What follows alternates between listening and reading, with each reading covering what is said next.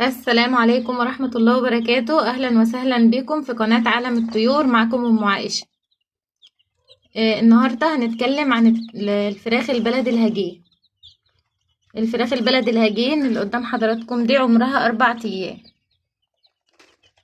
فما شاء الله حجمها كويس والنشاط والحيوية كويسين ما شاء الله. أنا بأكلهم علف بادي تركيز 23%.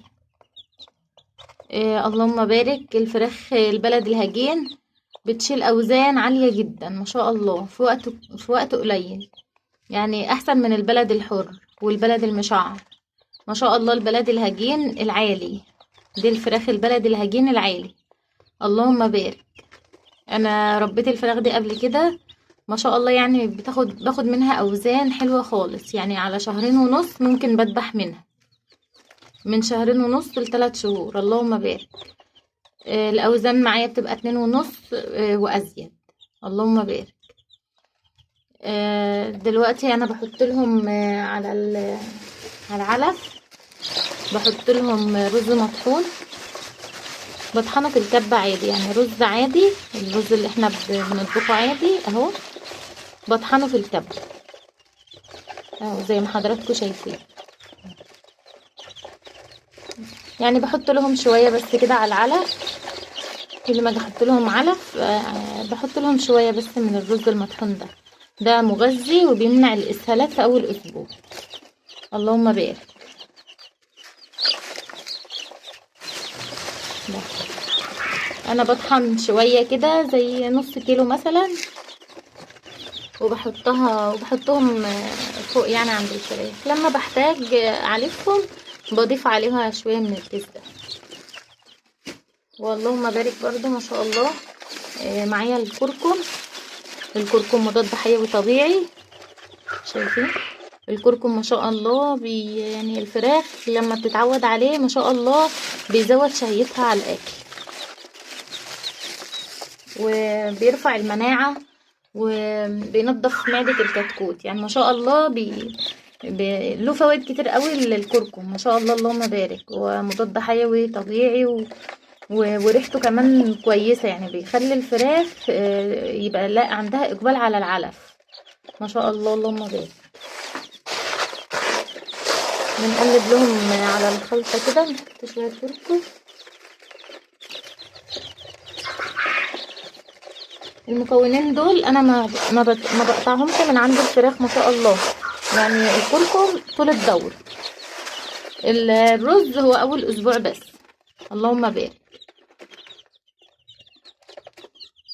وبالنسبه للميه ما شاء الله اهي،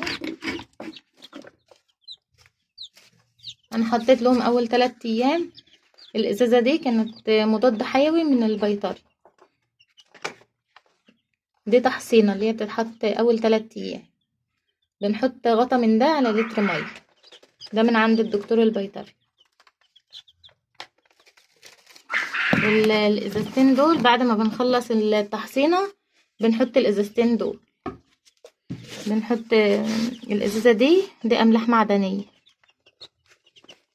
اللهم بارك. ديت الازازه دي املاح معدنيه ما شاء الله، بنحط غطا منها مع غطا من ده، الاتنين على بعض، ده فيتامينات، ده فيتامينات وده املاح. بنحط غطا من ده وغطا من ده، بنحطه على السقايه دي لتر بس، يعني ما بنكترش. لما بيخلصوه بنغير الميه، او يعني ما بتقعدش قدامهم كتير برضه، يعني ممكن 8 ساعات ونغير الميه، عشان الجو حر ولازم نغير الميه كل شويه. غطا فيتامينات وغطا املاح ما شاء الله، يعني عشان يبقى كده احنا حصلناهم في اول اسبوع، اللهم بارك. الجو حر دلوقتي، ويعني الطيور مش مستحمله اصلا لمبه، فاحنا بنحط لهم لمبه بيضه اللي هي الموفره، ما بنحطش لهم لمبه صفرة لان الجو حر قوي ما شاء الله، اللهم بارك. شايفين الفراخ ما شاء الله، اللهم بارك، حجمها كويس جدا بالنسبه لعمرها.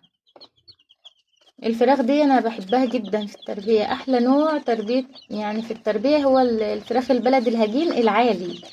ما شاء الله بيبقى كلهم مقدمين اللون، يعني شايفين لونهم من قريب ما شاء الله. اللهم بارك. بتبقى فراخ جميلة جدا وطعمها حلو قوي ما شاء الله. هي دي بتبيض برضو يعني، الفراخ دي للحم وللبيض ما شاء الله، بس هي البيض بتاعها مش زي البلد الحر او البلد المشعر، لا دي بيبقى بيضها يعني قليل شوية.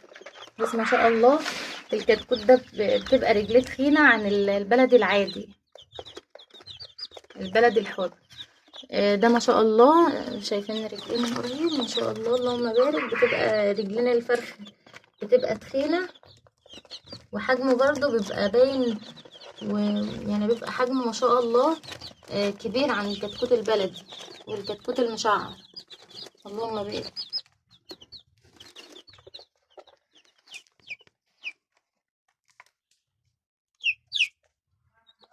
انا بفرش بس تحتهم طبقة خفيفة، بس الجو حار يعني، طبقة من اللي هي التبن دي بس خفيفة. طبعا الشتا بنحتاج نتقل الفرشة عشان الدفا وكده، لكن الحر مش محتاجين اصلا فرشة، يعني الفرشة طبقة خفيفة بس تمتص الرطوبة والزرق بتاعه. اللهم بارك. ان شاء الله تابعوا معايا دورة الفراخ الهجين العالي، واي معلومات ان شاء الله هقولها لكم في فيديو. كل فترة ان شاء الله انزل لكم فيديو عنهم، فتابعوا معايا ان شاء الله. يا ريت بقى لو استفدتوا من الفيديو تعملوا لي لايك ومتابعة واشتراك في القناة عشان يوصل لكم كل جديد. السلام عليكم ورحمة الله وبركاته.